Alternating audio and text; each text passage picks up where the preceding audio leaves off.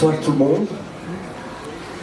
Il faudrait commencer par vous dire bravo de braver la pluie et le froid, mais votre présence par ces intempéries, ça réchauffe, c'est vrai, et en plus, ça contribue, vous contribuez à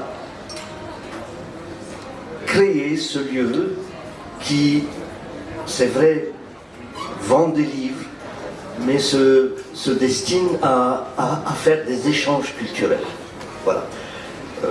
C'est un complément pour lequel je félicite la librairie Antoine de multiplier les lieux de rencontre, les lieux d'échange et les lieux de... Voilà, où on va aller en profondeur, j'espère. Alors, nous sommes réunis autour de Maïziadé, que certains probablement ne connaissent pas suffisamment. Mais avant de présenter Maïziadé, nous allons présenter celles qui vont nous faire présenter Maïziadé. Alors, à ma gauche, comme on dit en boxe, Carmen Boustani, qui est à ma droite.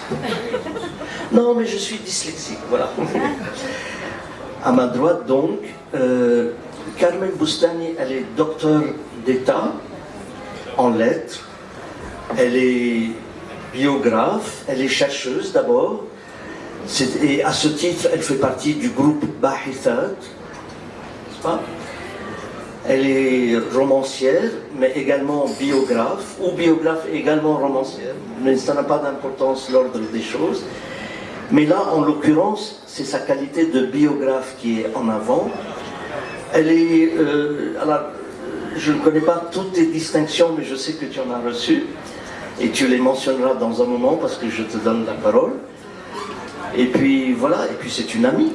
C'est surtout ça, n'est-ce pas? Alors, très précisément, c'est quoi tes distinctions et c'est quoi les titres de tes livres? Alors, je peux citer de mémoire les biographies, parce que je le connais mieux que... Il y a André Chédid, que je vous invite à lire, à consulter. Voilà, les livres sont là.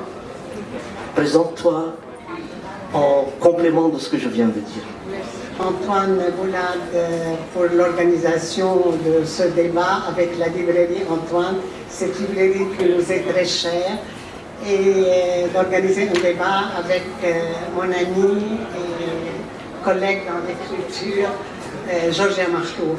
Je fais partie avec Georgia du Parlement des écrivaines francophones et je suis professeure émérite. J'ai écrit des essais, c'est moi qui ai introduit à l'université, j'étais la première au Liban à introduire sur les écrits des femmes le gender féminin-masculin depuis les années 80. J'ai des essais sur le sujet, j'ai des romans comme La guerre m'a surprise à Beyrouth, Un été dans la grande maison, et puis des biographies, Colette, André Chédid, dont j'étais son amie durant un quart de siècle, et des mémoires Maïziadé.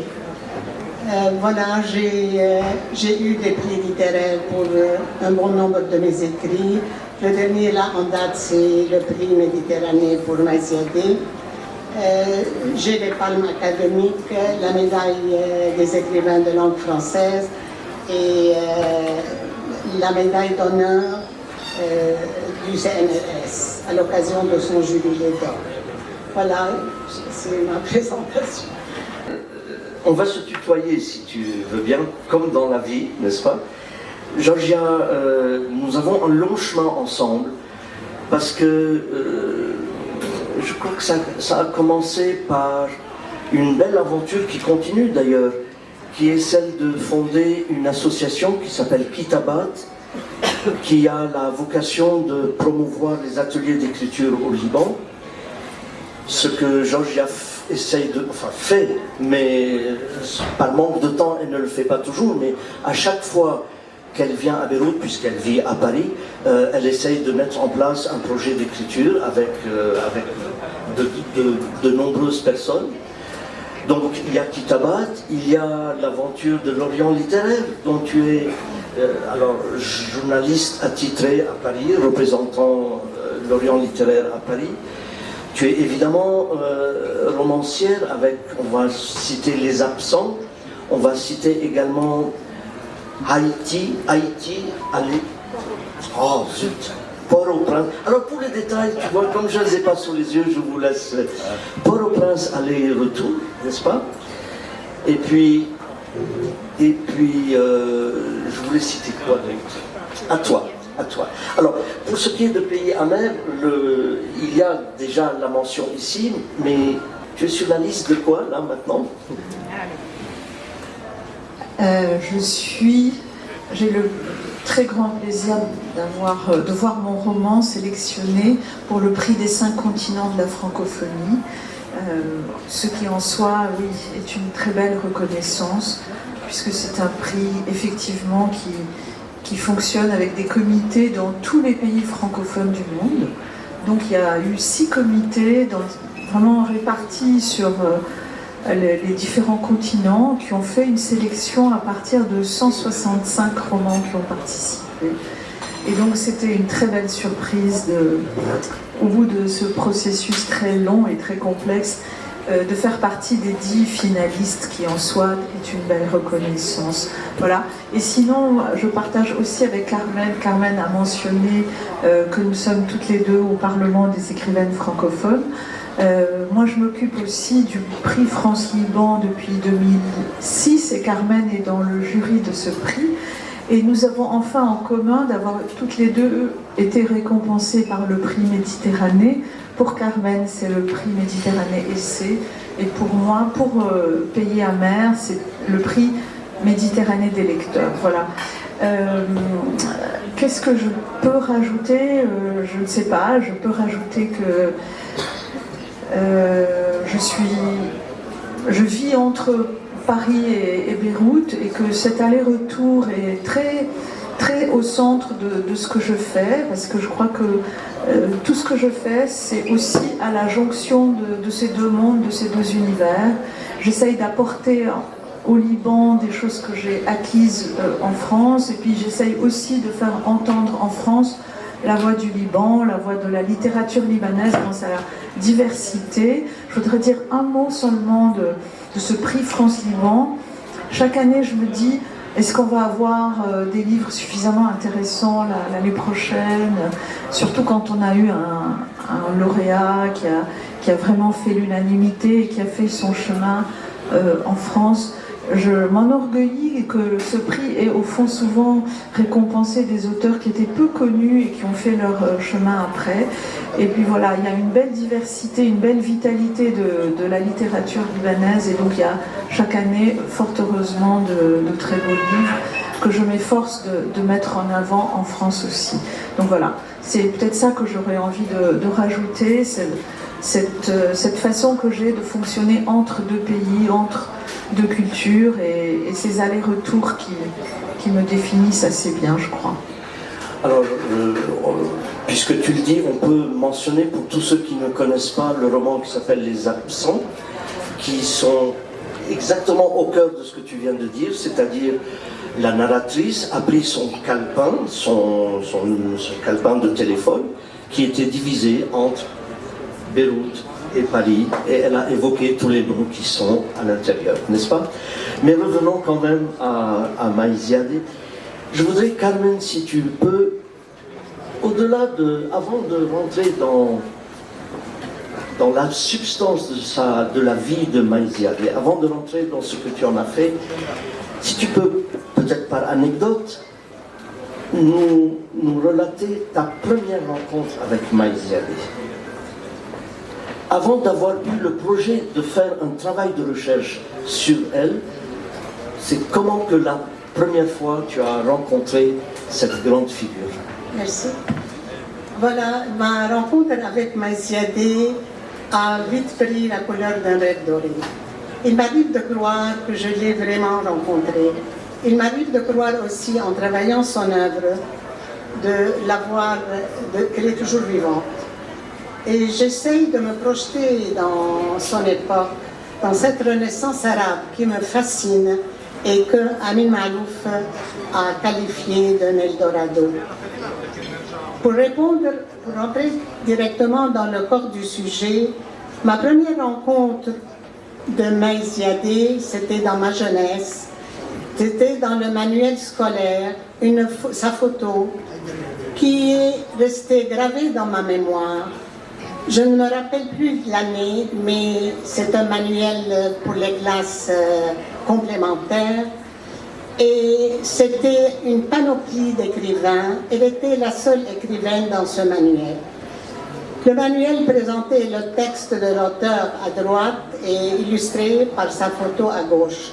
Il y avait un va-et-vient entre l'image écrite et l'image photographiée.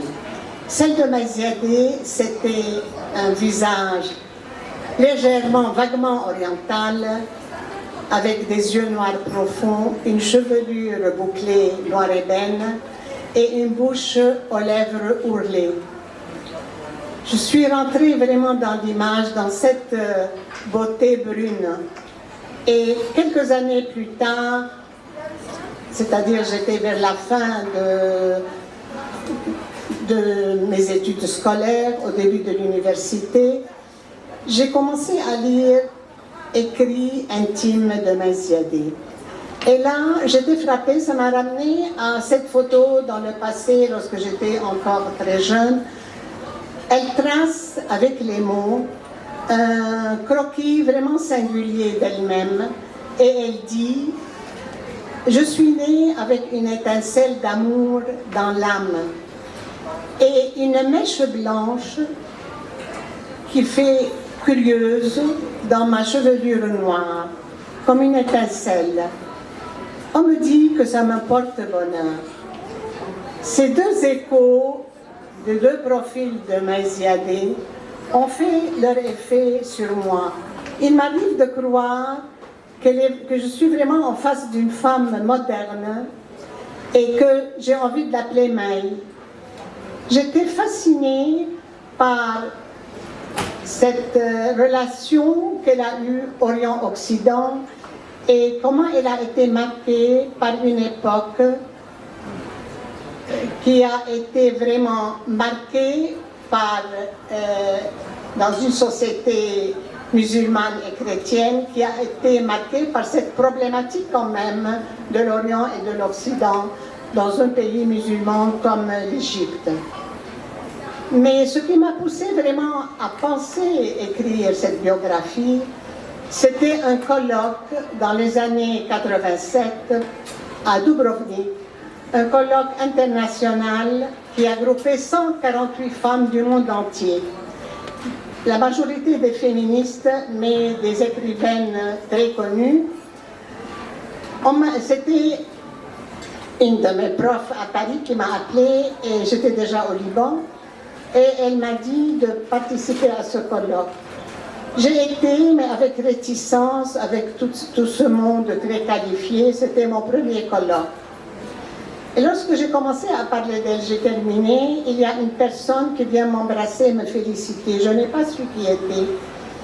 Elle s'est présentée, Nicole Brossard. On m'a dit, à l'époque, je ne la connaissais pas, on m'a dit, c'est une grande féministe canadienne, c'est comme Simone de Beauvoir en France.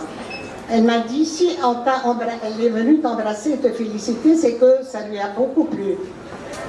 Je ne parle pas de mon texte, je ne fais pas, mais la vie de Maïs Ziadé, ce que j'ai présenté sur cette femme exceptionnelle.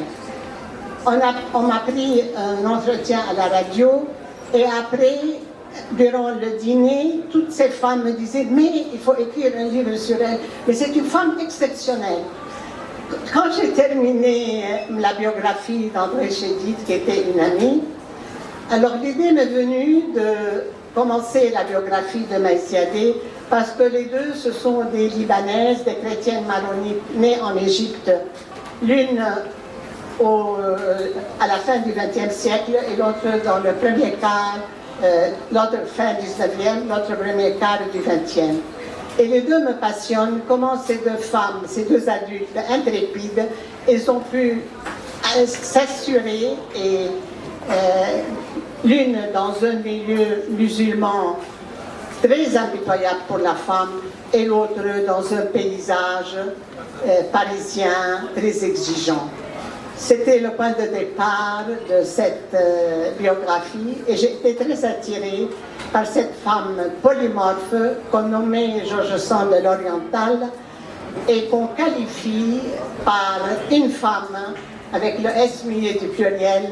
C'est une expression que j'emprunte à Julia Kristeva parce qu'elle était à la fois poète, nouvelliste, romancière, traductrice, salonnière, épistolière, voyageuse. Je n'en revenais pas, je travaillais et je découvrais un prisme identitaire autour d'elle. Voilà, merci.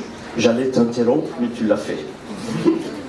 Non, c'était pour dire que c'est vrai, tu as donc répondu à ta première rencontre et ensuite la rencontre qui a fait naître la biographie. Ce qu'on va demander également à Carmen, à Georgia, qui est... Voilà, Carmen a pris tellement de place déjà non, c'est dans pas cette grave. rencontre. C'est pas grave. Donc Voilà. les deux aspects, s'il te plaît, Georgia. La première qui est avant Pays Amer, simplement la rencontre avec Maïziadé. Et ensuite, qu'est-ce qui a fait que Maïziadé figure parmi les nombreux personnages de ton roman? Alors, voilà, Carmen a raconté un parcours très académique, très intellectuel, je dirais. Ma rencontre avec Maïziadé est géographique, tout simplement, et beaucoup plus terre-à-terre. J'espère que ça ne vous déçoit pas. Tout simplement, j'ai habité la rue Maïziadé. Mon histoire avec Beyrouth, c'est la rue Maïziadé. Je suis très attachée à cette rue. Voilà, j'ai grandi dans cette rue. Et notre immeuble, et ma chambre en particulier, se trouvait à l'angle exact de la rue Maïziadé et de la rue Gebran Khalil Gebran. Alors si vous trouvez que ça, ce n'est pas une prédestination à aller vers cette femme, voilà, donc c'est aussi simple que ça. C'est une rue, voilà, vraiment les années, enfin, je me souviens, on s'est installé dans cet appartement, je venais d'avoir, je crois que j'avais même pas encore 7 ans, voilà, et quand j'ai quitté le Liban, enfin, pour aller partir en France, on était encore là, on était encore dans cet appartement, et chaque fois que je viens à Beyrouth, j'ai une sorte de pèlerinage, parce que j'ai un attachement très fort à ce lieu. Et juste pour élargir un peu, alors évidemment, c'est un personnage qui m'a hantée, dont je savais peu de choses, mais quelque part, j'ai grandi avec le rêve de faire quelque chose à propos de Maïziadé et aussi à propos de cette relation avec Khalil Gebran. Voilà. Et en fait, un jour, j'ai écrit un papier, je ne pensais pas à ça, et j'ai réalisé. Je suis désolée, c'est des faits objectifs. Quand je suis née à Beyrouth, je suis née à l'hôpital comme tout le monde, mais nous habitions une rue qui s'appelait la rue Victor Hugo. Ensuite, on a déménagé à la rue Maïziadé, et aujourd'hui, j'habite la rue Huysmans. Donc voilà, mon parcours géographique m'a poussé à voulu dire beaucoup de choses pour moi. Donc voilà, ma première rencontre avec Maïziadé, c'est ma chambre à l'angle de la rue Maïziadé et de la rue Gebran Khalil Gebran. Alors bien sûr, je savais des choses sur elle.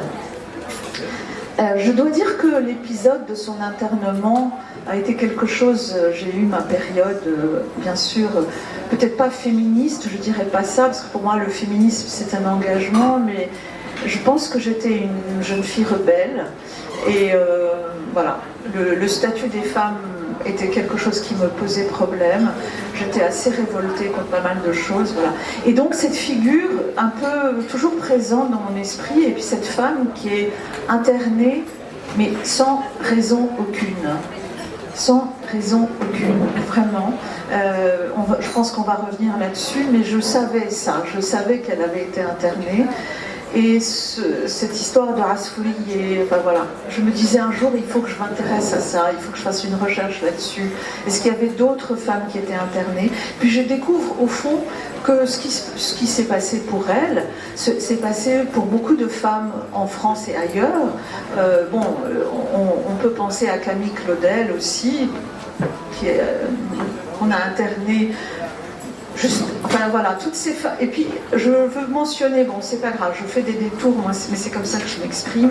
Un des livres qui a eu le plus d'impact en France cette dernière année, c'est une illustre inconnue, une jeune femme de 30 ans, qui a écrit un livre qui m'a bouleversée aussi, qui s'appelle Mon vrai nom est Elisabeth.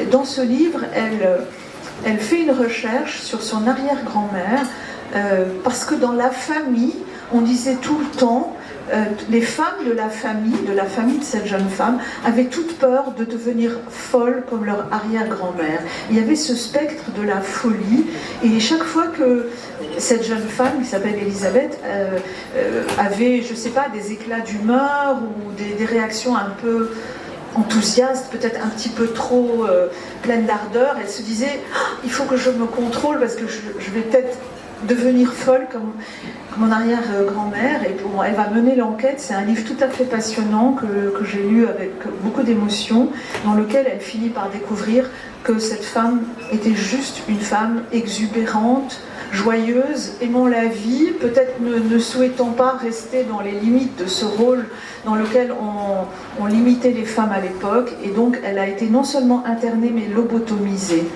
Et on découvre que c'est un... Et si ce livre a tant d'impact, c'est que beaucoup de personnes découvrent que dans leur propre famille ou dans leur entourage, ce genre de choses a pu se passer au même moment. Donc en Europe, en France, il y a eu beaucoup d'histoires comme ça. Donc voilà, je dois dire que moi je suis rentrée vers Maïziadeh aussi à travers ce prisme-là, cette menace qui pèse sur les femmes quand elles sortent un peu des clous, ou tout simplement quand elles veulent être elles-mêmes et pas vivre dans les limites d'un rôle très étroit dans lequel on les limite. Et bien sûr, il faut que je dise 2 mots, je peux encore?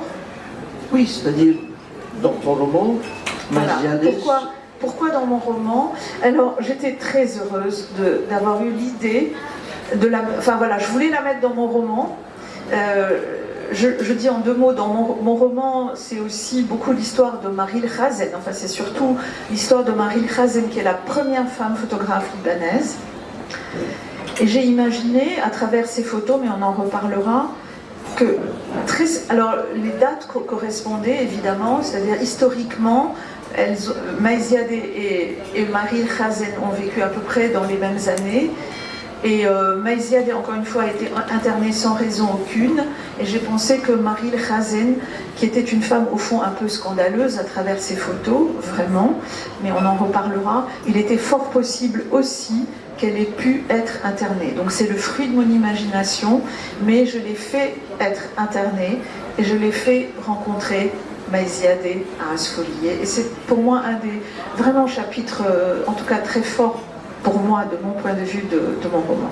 Non, du point de vue du lecteur également, c'est un grand moment de ton roman. Alors, pour revenir à son destin, avant d'en arriver à son destin dramatique, essayons grâce à votre biographie, de voir en quoi il est très important de connaître la place qu'a joué Maïziadeh dans les lettres. En quoi? Parce que ce qu'on sait d'elle quand on ne sait rien, c'est qu'elle a été en correspondance épistolaire avec Khalil Gibran, et un amour platonique qui pose beaucoup de questions, mais voilà. Mais ça s'arrête là. Alors, allons plus loin pour dire en quoi c'est une figure incontournable des lettres. C'est-à-dire, tout d'abord, Maïziadeh, c'est une femme, la première femme orientale d'une si vaste culture. Elle aimait beaucoup voyager à l'époque. Elle venait donner des conférences en Italie, elle prenait le bateau, et elle venait aussi au Liban. Anis Makdissi l'invitait durant un quart de siècle au West Hall, à l'université américaine, pour donner des conférences. Mais elle était très modeste, elle possédait plusieurs langues, elle était polyglotte. Elle était très modeste, bien qu'elle était le point de mire de tous les penseurs et les philosophes à l'époque. C'était une femme qui s'est imposée à l'âge de 17 ans dans un monde d'hommes. Elle était aussi très appréciée par le Khedive Ismaïl, qui lui offrait des cadeaux aux occasions, et le roi Fouad, qui lui réservait toujours une place à côté de lui au music hall. Ami Khair la compare à Madame de Staël par la force de son intelligence et la vivacité de son esprit.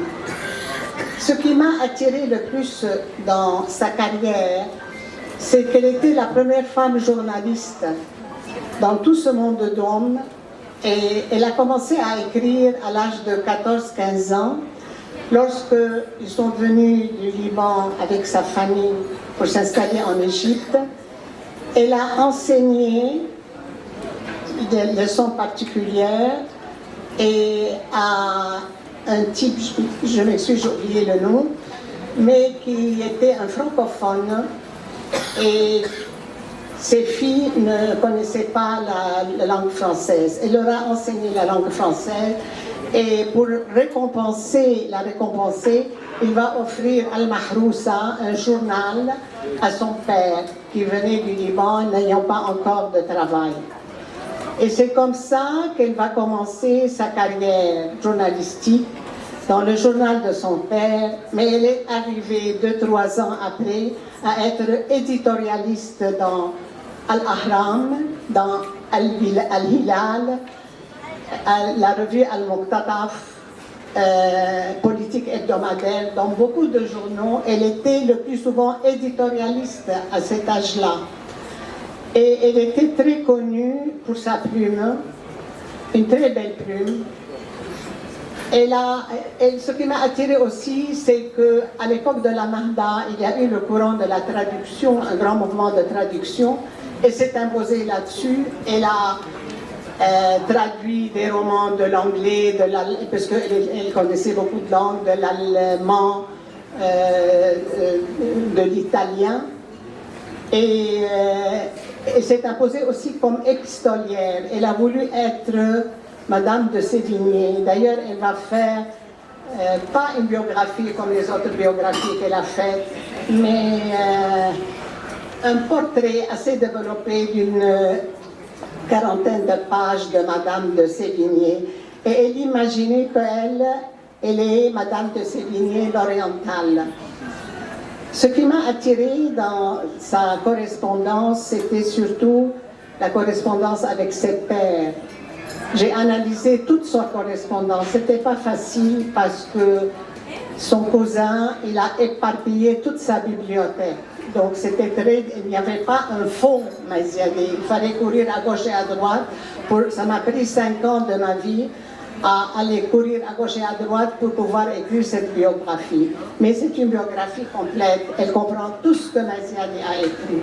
Parce que les exégètes, ils ont écrit sur sa folie et sur sa correspondance avec Gebran. Mais moi, je me suis aperçue qu'elle était avant Gebran. Elle n'a pas aimé uniquement Gebran. Elle a aimé avec lui Mahmoud Abbas al-Akkad. C'est une correspondance délicieuse à lire, des lettres d'amour extraordinaires. Les deux étaient poètes. Mais elle va rompre lui, il voulait l'épouser et il aimait vraiment d'amour. Mais à son retour de Beyrouth, elle l'appelle, c'est une Sarah qui répond, elle comprend qu'il y a une autre femme dans sa vie. Il a essayé par tous les moyens, c'est fini, elle a rompu complètement. D'ailleurs, il va écrire un roman, Sarah, et il dit qu'il a aimé 2 femmes. Une femme de caractère, une païenne, qui donne tout ce qu'elle a, parce que Messia était réservée, et une femme comme une nonne dans un couvent. Elle donne tout à distance. Et cette correspondance avec ses pères, ils étaient tous amoureux d'elle. Il y avait la relation vassalique, il y avait l'amour fou, c'était vraiment une femme d'une séduction rare. Dans son salon littéraire, elle séduisait tous ces vieux, puisque la plupart de ces philosophes et penseurs étaient avancés en âge. Donc, ce que je voudrais que tu développes un peu, c'est que c'est Maziadé au milieu de toutes les autres figures de ton roman.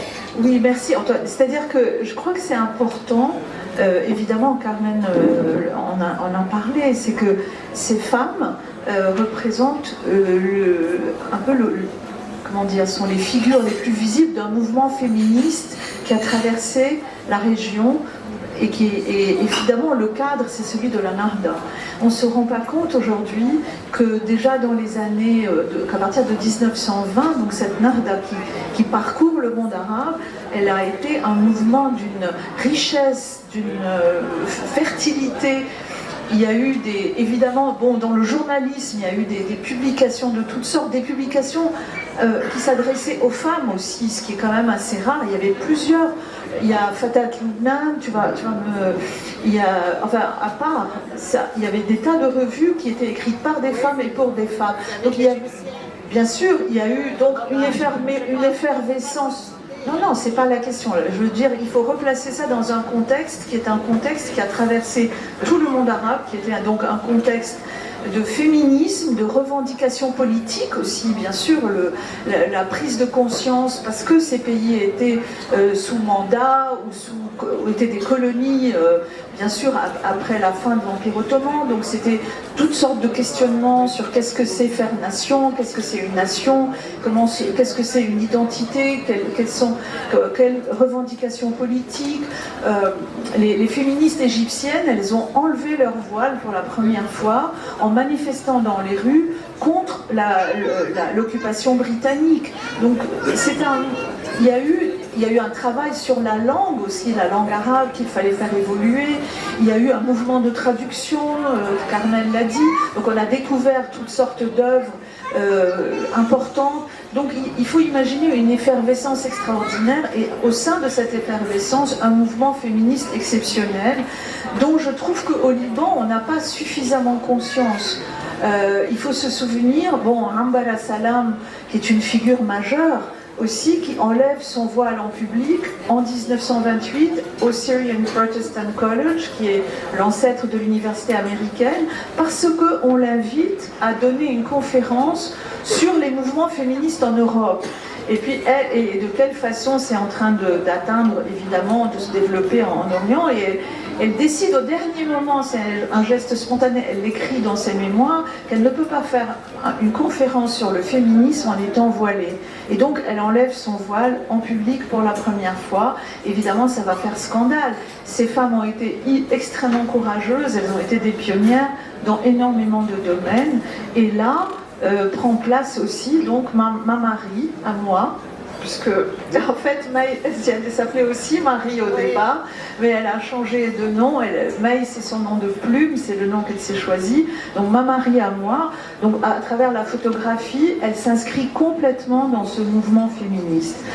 La photo d'elle la plus connue, si vous allez sur internet, j'imagine que beaucoup d'entre vous l'ont fait, que si vous avez lu le roman, sa photo la plus connue, c'est deux femmes habillées en homme, d'accord ? Et donc c'est Marie et sa sœur assises dans le salon paternel, habillées en homme toutes les deux. Il faut imaginer que c'est une photo faite à peu près dans les années 20, elle n'est pas exactement datée.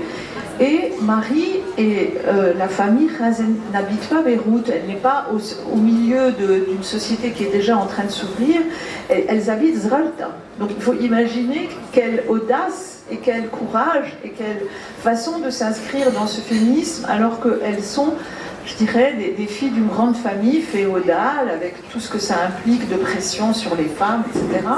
Et puis en plus, elles ne sont même pas beyroutines, je veux dire. Donc, voilà, moi je suis complètement fascinée par cette photo et ça a un effet sur mon roman parce que je me dis, je ne peux pas aller dans tous ces détails, mais que le féminisme doit y prendre une part importante.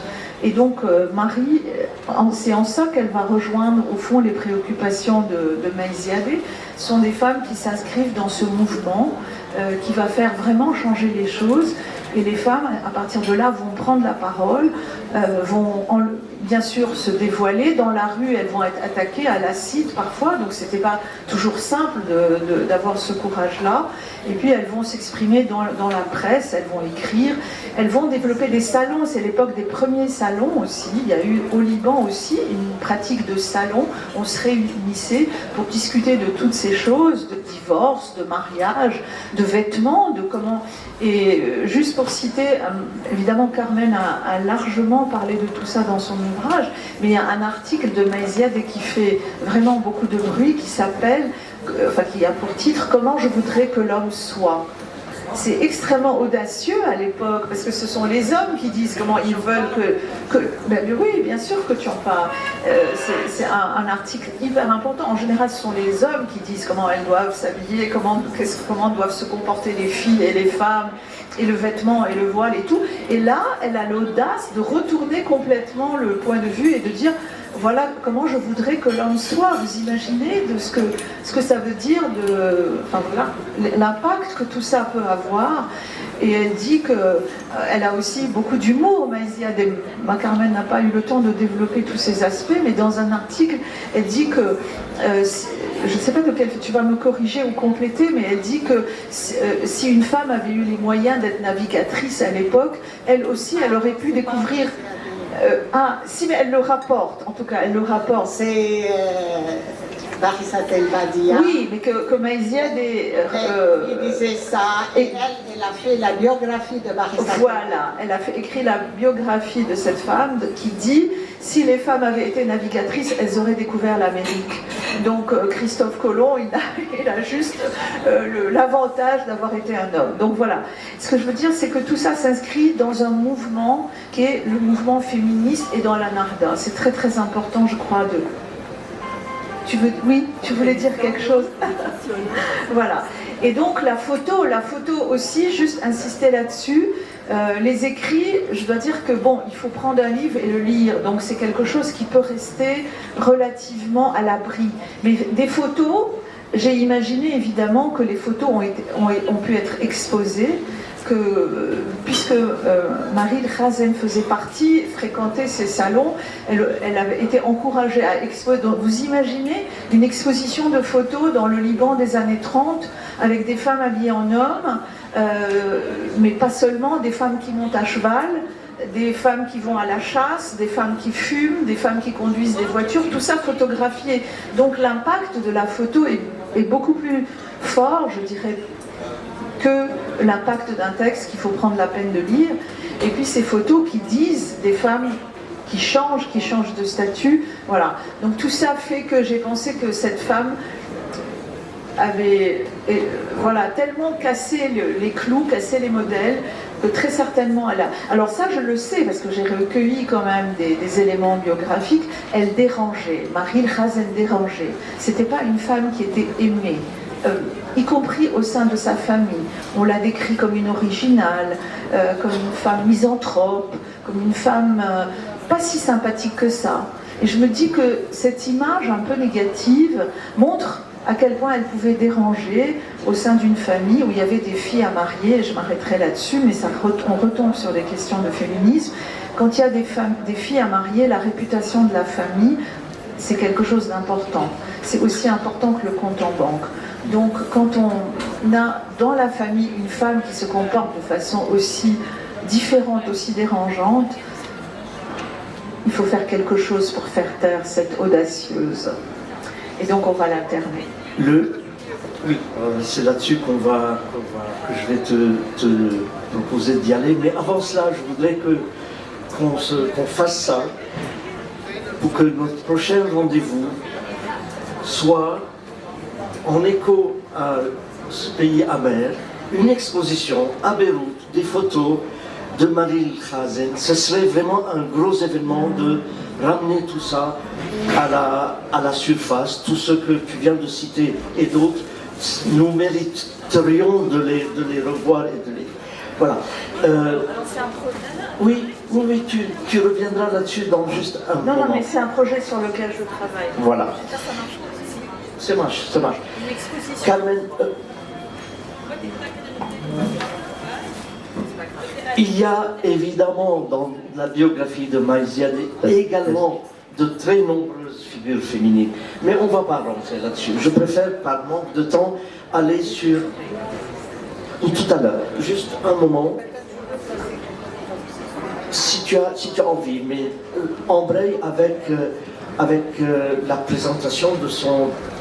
Voilà, comment elle a fini, comment elle a fini par être non seulement détestée par son milieu, comme Marie Khazen, mais également internée. Donc, quel est ce destin qui a eu lieu? Elle n'a pas jamais été détestée comme Marie Khazen, Ziadé. Elle était, au contraire, elle était très adulée partout. Mais il y a eu des circonstances pour qu'elle soit internée.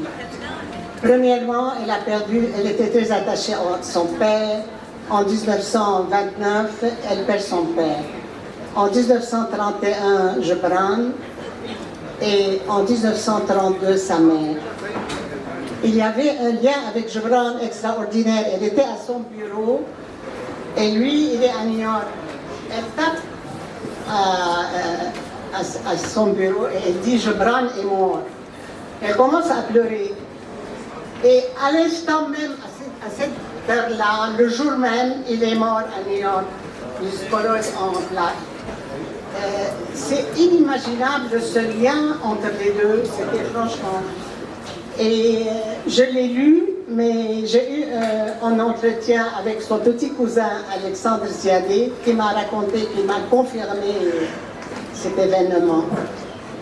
Et puis il a eu la mort de sa mère, donc elle a déprimé. Elle a fait une forte dépression. Elle a commencé, Huda Sha'rawi, qui était une féministe très connue. La différence entre les deux, c'est que Maï Ziadé, elle militait par sa plume, et l'autre, elle était sur le terrain. Et d'ailleurs, pour appuyer ce que Georges vient de dire, c'est la première fois qu'ils ont osé se dévoiler, c'est au retour d'un colloque de Rome. Huda Sha'rawi, avec un groupe de femmes, en descendant de l'avion en Égypte, au Caire, elles enlèvent tout le voile. Et après, il y a eu aussi d'autres évolutions. Donc Huda Sha'rawi était aussi une figure très importante et elle lui conseille de voyager. Elle commence à voyager, mais en voyageant, c'est toujours le même être, la même dépression, rien ne change. Elle vient, elle change son appartement parce que plein de souvenirs, c'était un bel appartement où elle faisait son salon littéraire. Et c'était le premier salon mixte à l'époque. Il n'y avait pas de salon mixte, c'était le premier salon. Elle prend un autre appartement, elle arrête son salon malgré toute l'insistance des philosophes et des penseurs. Et elle limite toutes ses amies à une poignée d'amis. Mais là, ça n'a rien changé, elle déprime. Après, elle a eu des crispations dans les doigts, elle ne pouvait plus écrire. Elle met une secrétaire, elle commence à lui dicter. Et cet état de choses, parce que pour elle, écrire, c'est un besoin physique, elle ne peut pas vivre sans écrire. Elle essaye de se suicider. Et vu l'aggravation de son état, elle écrit à Joseph Ziadé, docteur Joseph Ziadé, son cousin germain, qui était son premier amour lorsqu'elle était écolière à Antoura, à l'école des visitandines à Antoura. Ils avaient fait un projet ensemble à Chartoul, ils veulent au sommet de la colline bâtir leur maison, donc c'était très sérieux. Mais lui, il voulait aller se spécialiser en médecine, il n'avait pas les moyens, donc cette relation n'a pas eu lieu. Donc elle, après tant d'années, elle lui téléphone dans l'idée qu'il va venir l'aider. Il vient 2 mois après en Égypte et il essaie de la convaincre de venir passer quelques mois chez lui. Il avait perdu sa femme. Ça va lui changer les idées. Il lui demande, il lui dit, faites-moi une procuration générale. Il lui dit, ah, pourquoi je vais vous faire une procuration générale? Il lui dit, puisque vous êtes déprimé, ça vous facilite. Elle lui dit, non, moi, j'ai à la banque mon argent que je peux tirer, je sais pas, et tout est immobilier. 2 jours après, il vient avec un gros dossier, il lui dit, ah, écoute, votre passeport est périmé, je dois le renouveler. Si vous pouvez me signer ce dossier. Elle part, elle ne savait pas qu'elle vient d'être piégée et qu'elle lui a signé une procuration générale. Il l'amène chez lui au Liban, à Beyrouth, et là, en complot avec le docteur Miller, George Miller, qui était le directeur de Asfourine à l'époque. Ils vont la jeter dans l'asile des fous. C'est comme ça qu'elle est entrée à Asfourine. Elle a passé 2 années d'enfer. Elle faisait la grève du faim, on lui cassait les dents, on lui mettait des tuyaux, parce qu'elle ne voulait plus manger. Elle criait qu'elle n'est pas folle, qu'est-ce qu'elle vient faire ici? Et 2 ans après, c'est un ami à la famille, Maroun Ghani. Il a su qu'elle était en Asfourine. Il vient, il fait tout pour la transférer à l'hôpital Beyz. Il faisait à l'époque annexe à Asfourine, mais au moins elle n'entend plus les cris des fous, mais elle est toujours confinée. Et après, le mérite revient à Amin al-Rihani, qui était un grand ami à elle. Et tous les amis ne se sont pas manifestés parce que les cousins ont mis dans tous les journaux qu'elle est folle, donc ils ne sont plus manifestés. Il y a un journaliste de la famille Daesh, un Libanais en Égypte, qui écrit dans Al-Ahram un article disant racontant la vérité et qu'elle n'est pas folle. Alors, Amin Rihani lit cet article, il accourt à l'hôpital Beyz et il lui dit il faut tenter un procès. Elle tente un procès, le tribunal veut l'auditionner, elle refuse. Alors, Bahish Faïdine, qui était son avocat, il lui dit je te propose de donner, là où tu avais l'habitude de donner au Espoir, une conférence. Elle donne cette conférence le 22 juin en 1938. Elle est rentrée en 1935 à Asfourine. Et c'était la contre-preuve de la folie. Alors tout le monde, l'amphi était plein à claquer, tout le monde venait voir comment une folle veut donner une conférence. Comment même la folle va donner une conférence. Et c'était... Tout le monde était émerveillé par son éloquence, par sa manière de donner, mais il n'avait plus rien de sa séduction du passé. C'était des cheveux blancs, c'était une femme cassée, complètement. Moi, cette histoire, vraiment, ça me touche beaucoup, cette histoire de Massette. Je l'ai vécue comme si j'étais avec elle en la travaillant. L'émotion s'entend, elle se voit, mais on va garder quand même des pages aux lecteurs qui vont s'intéresser à ton ouvrage, n'est-ce pas? Voilà. Peut-être que, Georgia, tu voudrais choisir un passage à lire comme ça pour nous donner... Alors, évidemment, je vais lire un passage qui est daté de l'année 36. Et, parce que moi, j'ai imaginé que Marie Khazen avait tenu un journal et qu'avec ces photos qui ont été déposées d'ailleurs en partie à la Fondation arabe de l'image, on avait aussi déposé des journaux, ce qui n'est pas vrai.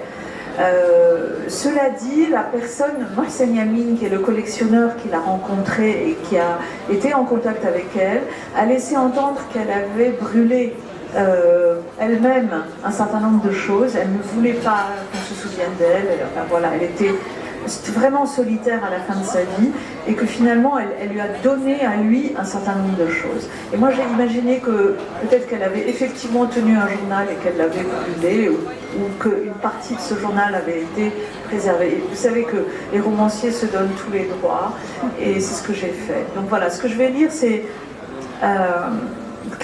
un extrait du journal de Marie que j'ai appelé dans mon livre, comme ceux qui l'ont lu le savent, je l'ai appelé Marie Karam parce que je voulais indiquer que ce n'était pas une biographie et que l'imaginaire avait pris sa place, l'imagination. Voilà. Sortir de là, sortir, y penser chaque jour, m'accrocher à cette volonté absolue, sortir de ce lieu coûte que coûte.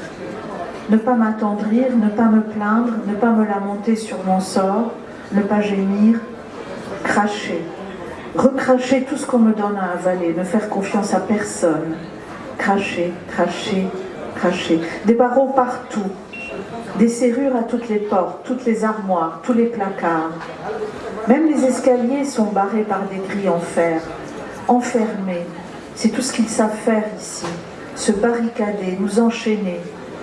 Hier soir, hurlement d'aliénés dans le dortoir, pas fermer l'œil. Rafi aurait pu me sauver, mais Rafi n'est plus là. Je rêve de lui toutes les nuits. Il ressuscite et sort du caveau comme un Christ.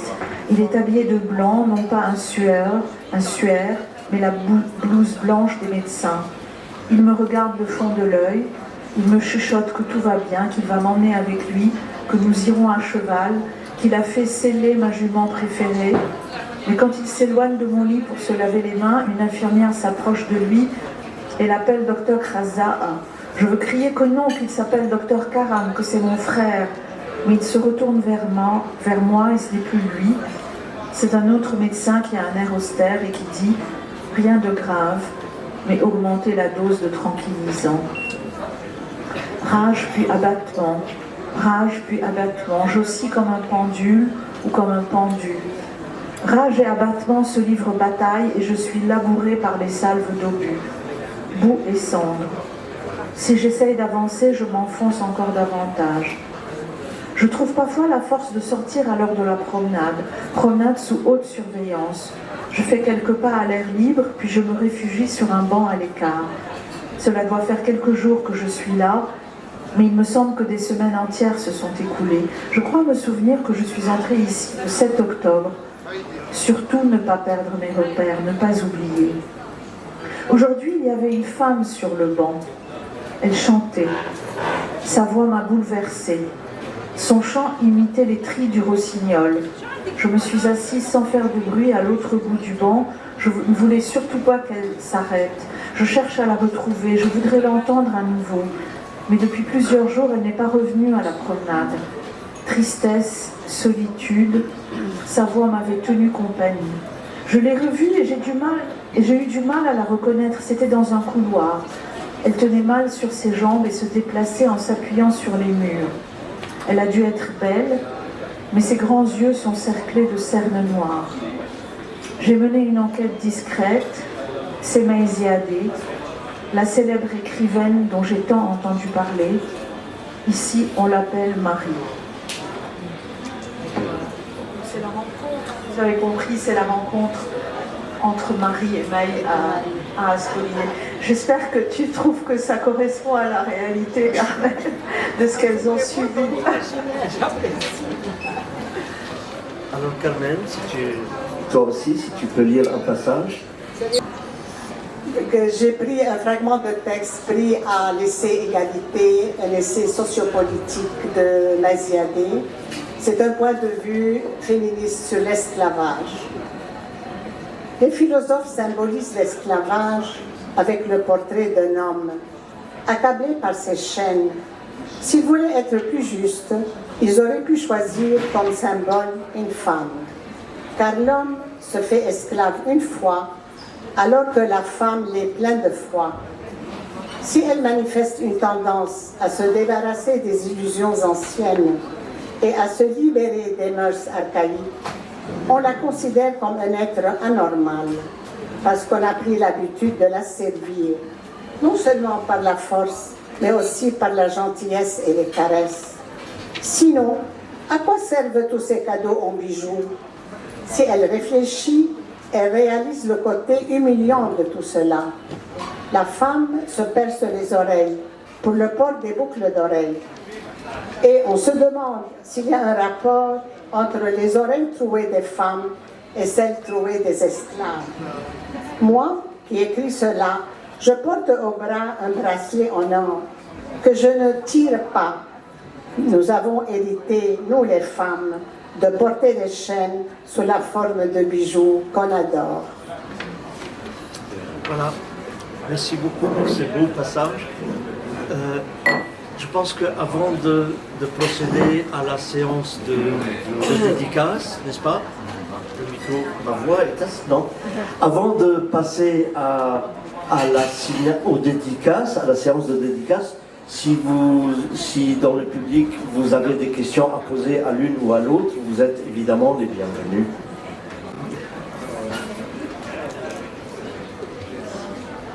Bonsoir. Merci pour tout ça. Moi, je ne connaissais pas toutes ces informations à propos de mes yeux. Vraiment, je suis fière d'être. Est-ce que vous croyez, enfin, en tant que femme avant-gardiste, dans ce temps, est-ce que vous pensez qu'elle a eu le mérite qu'elle méritait? Elle a été bien reconnue, enfin, de point de vue libanais. Moi, vraiment, je me sens mal parce que on a mal connu Maïziade. Et en plus, une deuxième question, pourquoi elle a été condamnée en tant que folle? Ça, ça m'a sauté. J'ai pas compris comment elle a été condamnée pour être folle. Parce que ça s'est arrivé à plusieurs femmes. Je connais les histoires aussi. Mais dans ce temps, pourquoi elle a été condamnée d'être folle?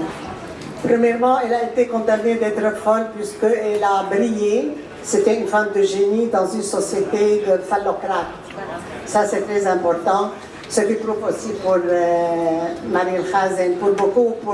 Je fais mon épilogue sur une comparaison entre Camille Claudel et Maïziade.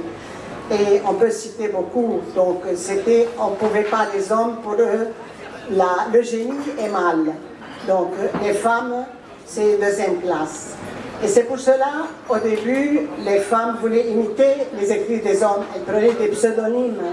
On a cité George Sand, et il y en a beaucoup d'autres. On prenait des pseudonymes pour se faire imposer dans le monde de l'écriture, parce qu'on les considérait comme des bas bleus, ils ne connaissent rien.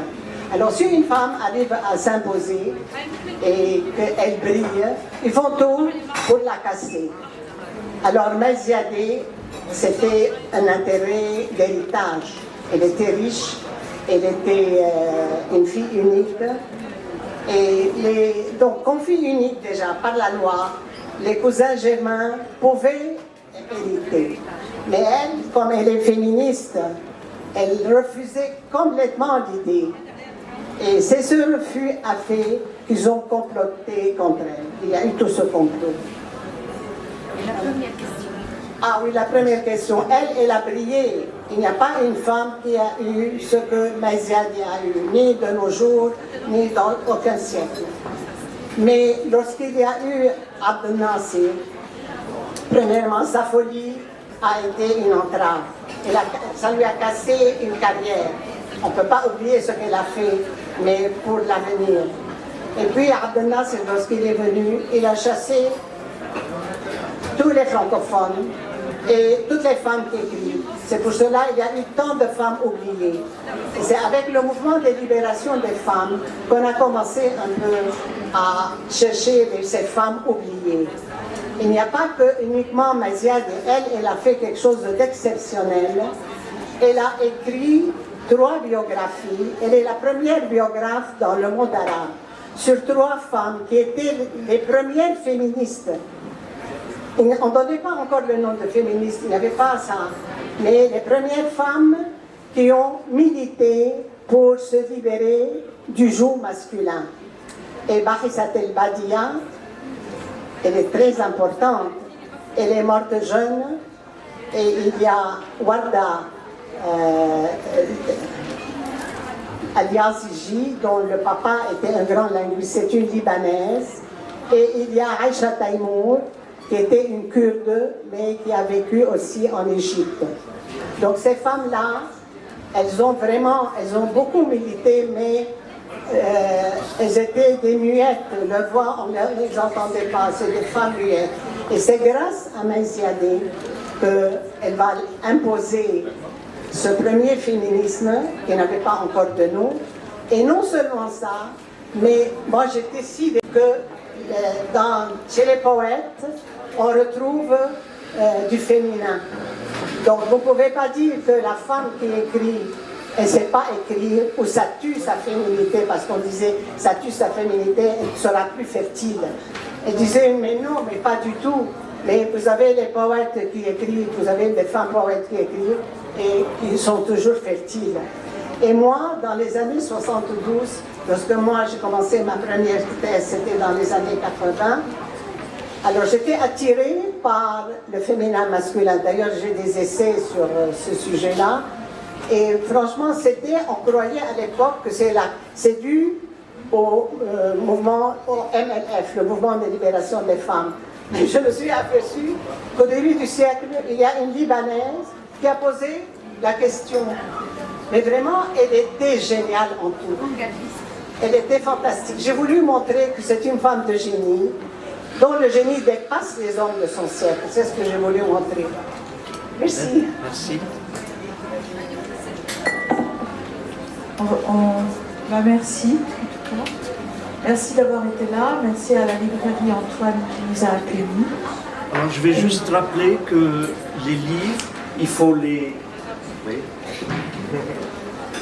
C'est juste pour vous rappeler que les livres se trouvent à la caisse, qu'on peut se les procurer et venir les faire signer par les autrices. Merci beaucoup d'être... Merci pour votre présence. Merci pour votre présence.